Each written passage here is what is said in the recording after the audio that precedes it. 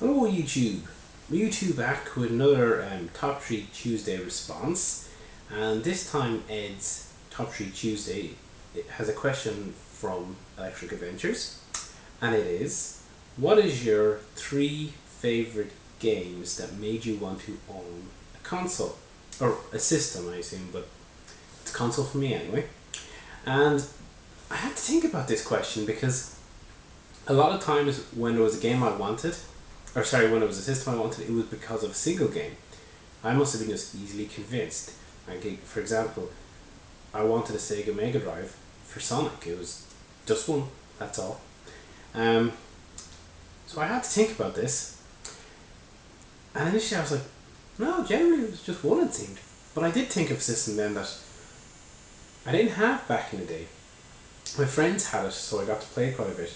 But I did want it, and I wanted it for a long, long time because there was just a ton of games that I wanted to play and own on it. And I do now, and that system is the SNES.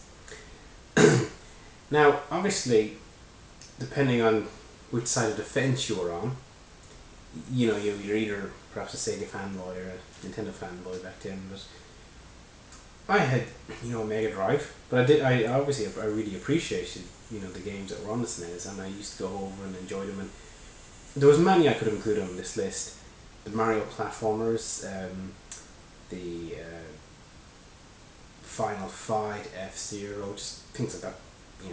It was a great system, lots of great games. So narrowing it down to 3 was tricky, but I did, ish. And in number 3, we have Super Mario Kart. And a game that needs little introduction. I mean, it's got Mario in it. So even though I didn't pick the Mario platformers, I was very tempted by Mario World. I went with this because of its multiplayer aspect.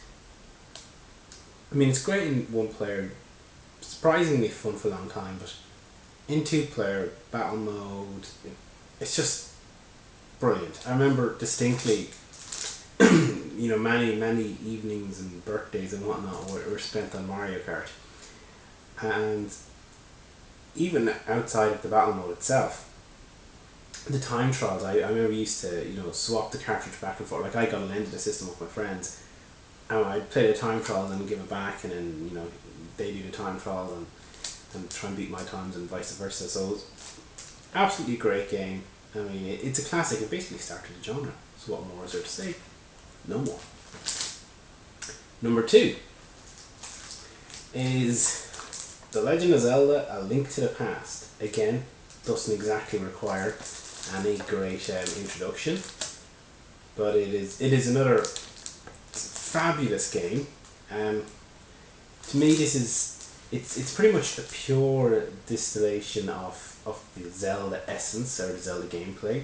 And it's hard to explain why I enjoy these games so much and why the Zelda series seems to work.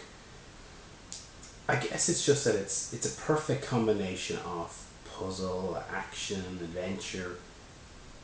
It's so approachable, but yet there is an element of depth to it, and it looked absolutely great for the time. Again, many happy memories of playing this with my friends, even though it's only single player. I remember we'd read the little tips and try and kind of co-navigate through the game. But fabulous game, I'm sure everyone knows it.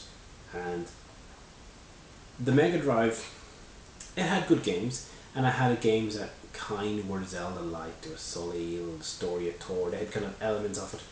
But, I mean, imitation might be the sincerest form of flattery, but the original is just better. And finally, my number 1 pick is Donkey Kong Country. And I suppose a large part of the reason was the graphics. And I know we might, it's not right to say, oh, you're basically a graphics whore or whatever. But at the time when this came out, the graphics were amazing. I mean, at the back they have the most amazing 3D graphics and incredible sound ever. They're not kidding. The pre-rendered graphics, and still today, if you plug this onto a CRT, It does look great. Some people say it doesn't age all that well. I think that's more an LCT, but this looked amazing. Um, and you know what? It played pretty damn well too.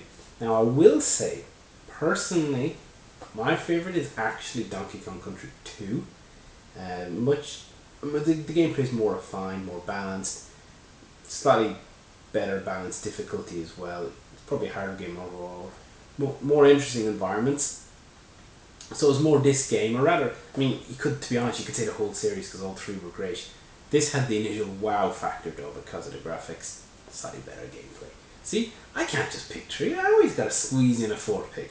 So Donkey Kong, now my number one pick, had that wow factor, but it was also a good game, and certainly sequels were a great game to kind of back it all up. And I know there's games that sort of had that look in the Mega Drive, things like Vector Man, but at the time, you couldn't help but look and go, that was impressive. And these are my then top three picks of why I wanted a SNES so badly, even though I was a Sega fanboy. Little thumbnail there. It took me years and years and years before I finally got one, because they hold their value fairly bloody well.